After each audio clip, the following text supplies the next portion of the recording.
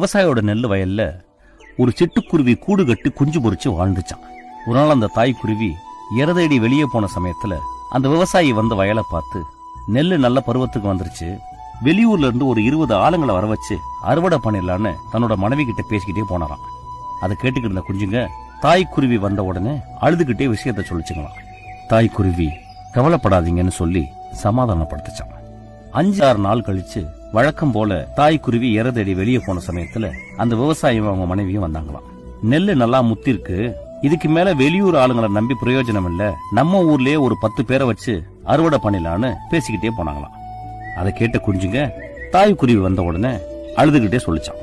அப்பவும் அந்த தாய்க்குருவி கவலைப்படாதீங்கன்னு சொல்லி சமாதானப்படுத்தி தூங்க வச்சுச்சான். திரும்ப ஒரு 5 நாள் கழிச்சு விவசாயியும் அவங்க மனைவியும் வந்து, இதுக்கு மேல நெல்ல அறுக்காம விட்டா எல்லாம் வீணா போயிடும், வெளியாளுங்களை நம்பி பிரயோஜனம் இல்ல, நடக்கிறது நடக்கட்டும், நாளைக்கு நம்மளே இறங்கி அறுத்துடலான்னு பேசிக்கிட்டே போனாங்களாம். தாய்க்குருவி வந்தப்போ குஞ்சுங்க இந்த விஷயத்த சொல்லிச்சுங்க. தாய்க்குருவி பதட்டமாகி நம்ம உடனே இந்த இடத்த விட்டு காலி பண்ணி போகணும்னு சொல்லிச்சான். குஞ்சுங்க புரியாம பார்த்துச்சான்.